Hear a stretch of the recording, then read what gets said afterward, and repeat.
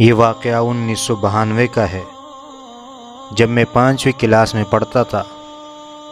تحصیل دیناپور کے گاؤں جمالہ میں رہتا تھا۔ میرے 3 بہترین دوست بھی تھے، جن کے نام محفوظ، اکبر اور ندیم تھے۔ میرا سارا بچپن جمالہ کی گلیوں میں ان تینوں کے ساتھ گزرا ہے۔ ہم چاروں رات کے 11 ساڑھے 11 بجے تک باہر رہتے تھے۔ ہر روز ماموں کی ڈانٹ بھی پڑتی تھی اور کبھی کبھی مار بھی، لیکن میں کان سے سنتا اور دوسرے کان سے نکال دیتا، اور روزانہ آدھی رات کو ہی گھر آتا۔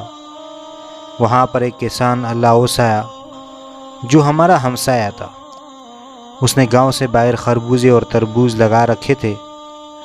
اس دن ہم فلم دیکھنے گئے تھے۔ فلم جب ختم ہوئی تو تقریباً 10 بج چکے تھے۔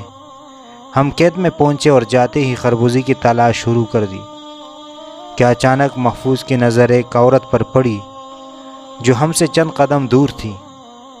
محفوظ نے جلدی سے ہماری توجہ اس عورت کی طرف کرائی۔ ہم دیکھ کر حیران رہ گئے۔ ایک بہت خوبصورت عورت جس نے میک اپ کیا ہوا تھا اور بے حد زیور اس نے پہن رکھا تھا، اور اس کے پاس گھاس کی بڑی گٹھری بھی پڑی ہوئی تھی۔ اس نے ہم سے کہا کہ مجھے گھاس اٹھوا دو۔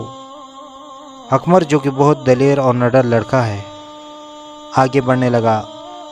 میں نے اسے روکا کیونکہ میں سمجھ گیا تھا کہ رات کے 10 بجے کون گھاس کاٹتا ہے۔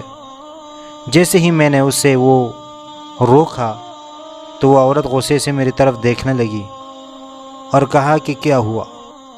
صرف گھاس اٹھوانے کو ہی تو کہہ رہی ہوں۔ اتنے میں ندیم نے میرا ہاتھ پکڑا اور کہا بھاگو، یہ تو جن ہے۔ شاید ندیم کے عقل میں بھی میری طرح بات سمجھ آئی تھی۔ ہم دوڑتے ہوئے گھر کی طرف بھاگے۔ ہم جب گھر پہنچے تو پسینے میں شرابور تھے۔ میں ساری رات جاگتا رہا اور وہی عورت بار بار میری نظر کے سامنے آتی رہی۔ اب بھی کبھی یہ واقعہ یاد آتا ہے تو میرے رونگٹے کھڑے ہو جاتے ہیں۔